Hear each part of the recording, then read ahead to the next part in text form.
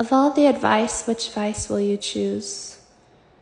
And of all the isms, collectivism, Marxism, Stoicism, well, which ism will you choose? Which schism? And then there's the question, do you even have a choice, or are you pre-programmed to act and react in certain ways depending on the circumstances? Is it all just a chemical equation, something that is predestined? Or do you use predestination, determinism, to validate your victimhood? Because it seems that when you tend to choose what seems and what you deem to be good, and then it results in positive consequences, you label that as your free will, your choice.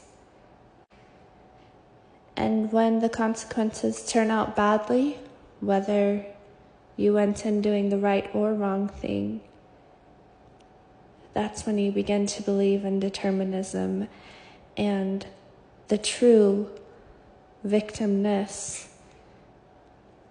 of this very state of being. Although I shouldn't say true necessarily, because these things are, as we know, unknown. Sometimes it's not a question of the way things actually are, but it's a question of how we see them. And if we tend to shift our paradigms and our beliefs about a system, we think that we have power over the change of matter. I don't know if we do or not. But the one thing I do know is that the more you know, the more I know, the more I know the vastness of all the things that are unknown. I want to talk about magic, because what is magic but the unknown, the unstudied, the undetermined, less undetermined, more unexplainable. Some in less technocratic times and circumstances may look at technology and call it something akin to magic, because they cannot fathom the processes which come into play to create such a machine, such a process. We see and use magic in our everyday lives. We're just unaware of it, because we're so unaware of how much we don't know that we're unable to see that magic. And so you can be a victim of all the things that you are unaware of, or you can see all the things you are unaware of, all the things you don't have control of, as magic. A magic that you know at some level has a certain technology to it that you are unaware of at this time. And because you are so ignorantly unaware, you block it out. You don't even think of it, and you don't see the magic. Essentially, you don't see what you are not seeing, because you're only seeing the very precise things that you put the blinders on, that you can focus on, that you can hyper-focus on, because that's what we need to do. Create a sense of stability, of course. How could we go on without that? How could we possibly intend to be any measure of practical without the blinders? And in a practice of magic, where you're trying to get something that is not in a state of being yet to be in a state of being, which is a different kind of magic. It's not the magic that is unknown. It's a magic where you may not understand the processes of everything, but you are going to get to this end result. That, my friend, is chaos magic. Chaos magic not necessarily being chaotic, of course. As the original name of chaos magic was results-based magic. Actually, it had a longer name, but I forgot it. It was something to do with results-basedness. And there's a dark side to this. But firstly, I have to say that the people I observed to be actually practicing chaos magic or results-based magic appear to have far less of what we would deem societally as chaos in their own lives. And they would appear to have most of their life, their schedule, their way of being, their lifestyle in such perfect and precise order, in fact.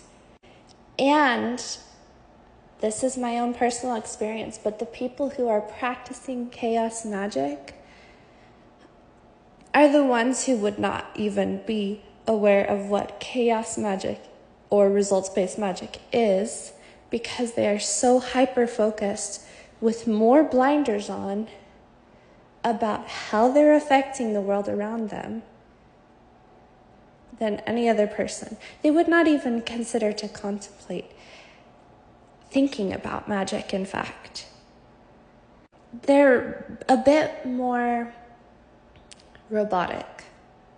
And I don't blame them for being so. It brings a great deal of clarity, peacefulness, well, at least a possible illusion of peacefulness, rose-colored glasses, whatever. And I envy these people. They can get more done without the thought processes of how everything's affecting everything getting in the way of what they're doing. But what they don't understand is they are possibly, not always, depending on which process of magic and results they're looking for. But often, this comes with dogmaticism. This comes with any process that has anything to do with production, consumption, at the expense of any kind of creation. Therefore, we see in this world creation as being the chaotic thing, when actually creation is not the chaotic thing.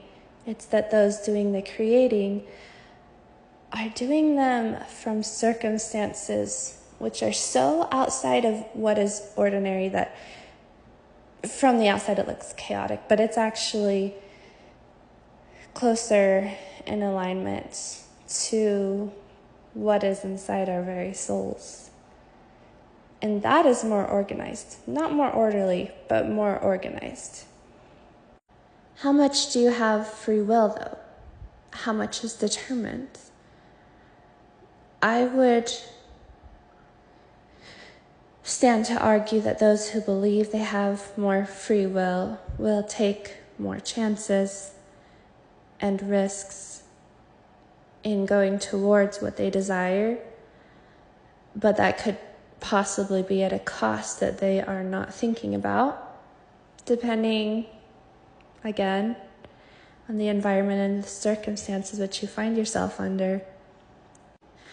I would also take a wild guess here that if you believe in free will, you are dwelling in a less victim mentality, whether you're more of a victim or not, because a person could have a victim mentality and not be a victim too much of certain things, of negative things. And that's the kind of person that nobody really wants to be around, of course. It's a person who gets judged a lot. But who's to say what they've actually been through? And then you can have a victim mentality, and as a result of actually having been tossed around like mad, actually having been a victim, truly. I think in those circumstances, you should look at your being as a state of determinism.